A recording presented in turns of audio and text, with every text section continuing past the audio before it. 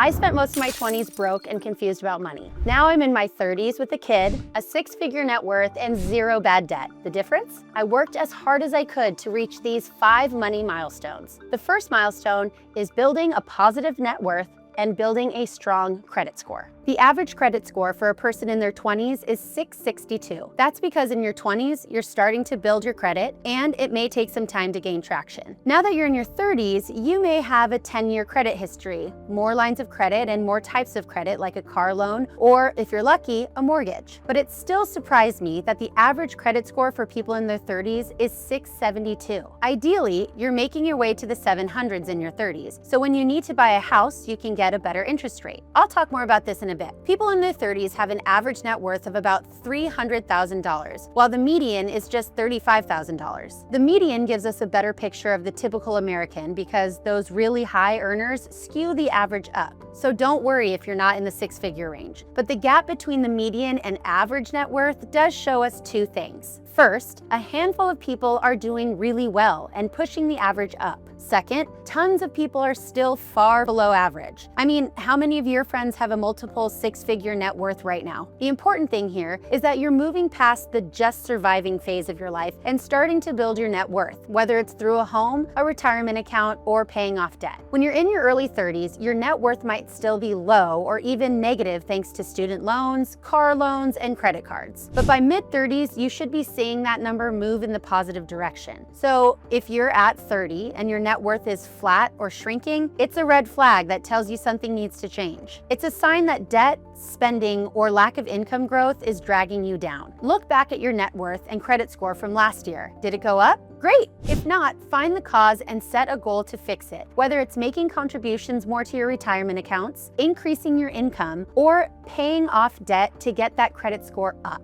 Speaking of debt, the second financial milestone is to get rid of your bad debt, and that is the key word here, bad debt. Bad debt is something like credit card debt or buy now, pay later debt that drags down your credit score instead of building it. On the other hand, we have good debt, such as home loans or student loans. These are considered good because they can actually help you build your credit score if you pay on time and help you save and make money in the long run. People between 30 and 39 carry an average student loan debt balance of about $42,000, $6,900 of credit card debt, and roughly $84,000 of mortgages and other debt. Now in your 20s, debt is usually chaotic because you have every form of debt that eats away at your paycheck the second it hits your bank account. It's like a pack of sharks, right?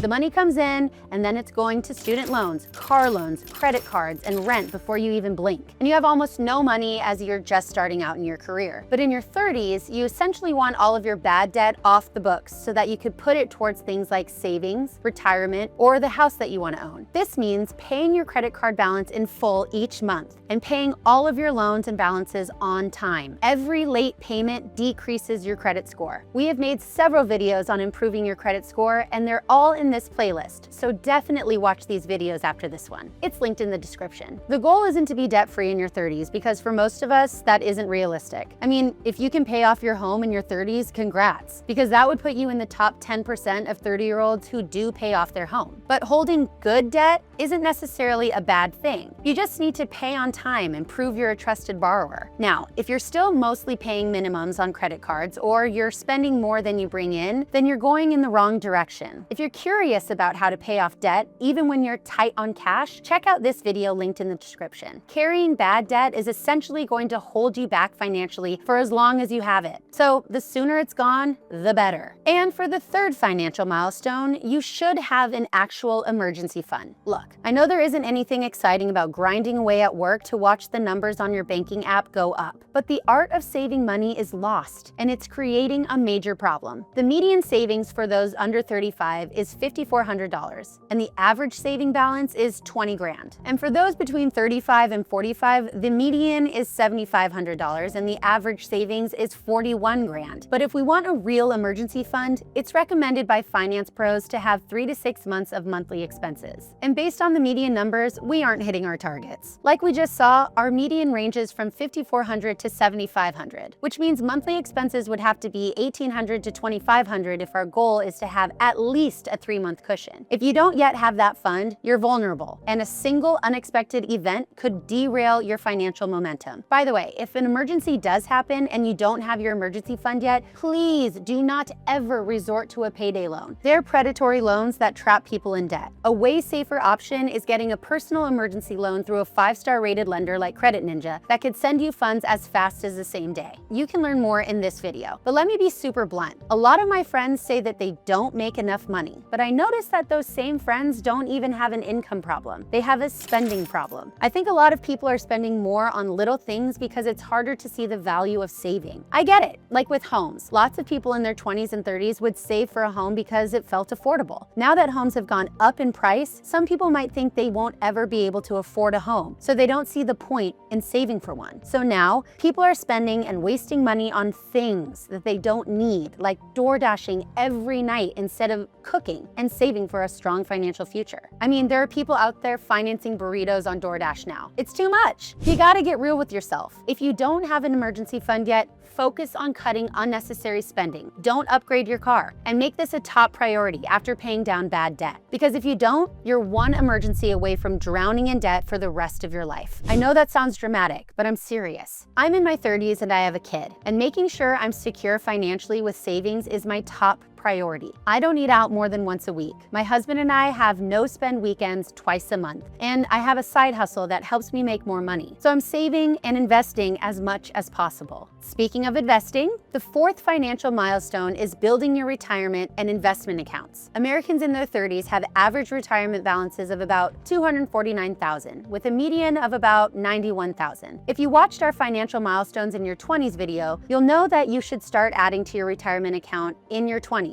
But the 30s are where things should really kick into gear. For me, I started in my 30s with about $20,000, and after years of cutting stupid spending and growing my income, I now have a little over $100,000. So if I can do it, you can do it. Now, if you haven't started saving for retirement yet, I'm not gonna lie, the best time to start saving was 10 years ago. But the next best time is now. You really can't afford to wait. Let's look at these two charts. In chart A, let's say you started your retirement account at 30. And in chart B, you started saving at 40. Just by delaying savings by 10 years, you missed out on hundreds of thousands of dollars. If your employer sponsors a 401k, put money in every month. I have mine set up to where it auto drafts from my paycheck, so I don't even need to think about it. Then my employer also has a 401k match where they match a certain percentage of what I invest. That's free money. I don't want to get too into the weeds of taxes here, but anyone can open up a Roth IRA where you can contribute up to $7,500 a year and it grows tax-free. Now, if your employer doesn't sponsor a 401k, you can still open up your own IRA instead. The reason this is so important is that inside these retirement accounts, you can make your money make more money. By investing in stock market ETFs that grow month by month, year by year,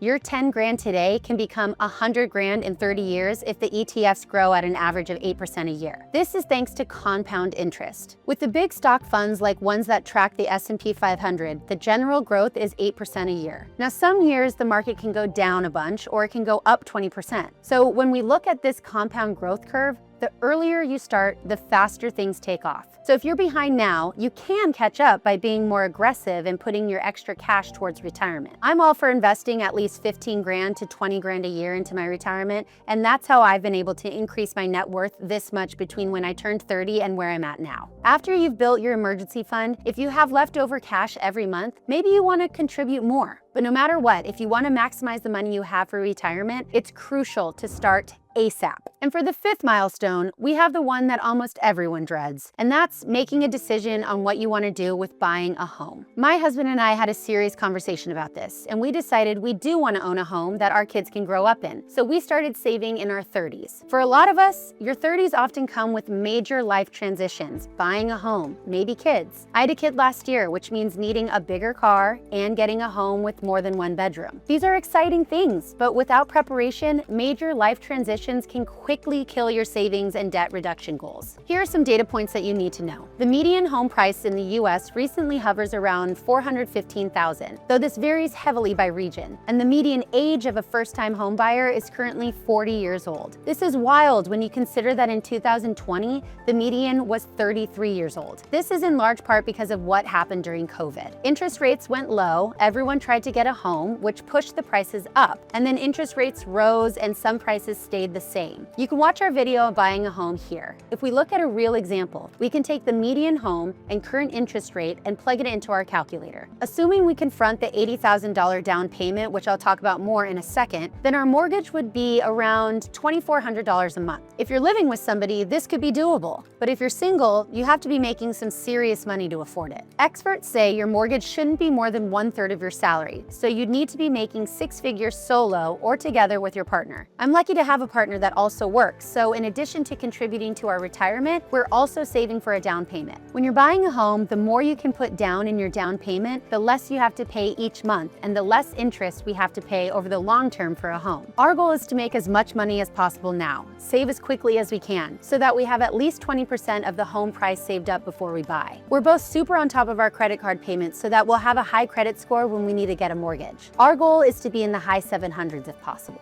My husband and I put money into a high-yield savings account each month for our future down payments so that the money can grow with interest. Something else we're considering doing is putting money into 6-month or 12-month CDs, which give us a bit more interest. This ensures that we don't spend this money and that it's earning more interest while we're waiting to buy a house for our family. I know things seem to get really serious in your 30s, and it's true. We're like fully adulting adults now. Saving, not wasting money, paying the rest of our student loans, always paying our balance on credit cards on time, and only upgrading when we have to and when we can afford it. If you want to own a home, you have to be intentional with your plan. I'm just a regular gal with a regular job, no trust fund. And if I can do it, you can do it. If you're smart and want to stay on top of your finances, subscribe because we're publishing videos each week. Thanks for watching and see you in the next one.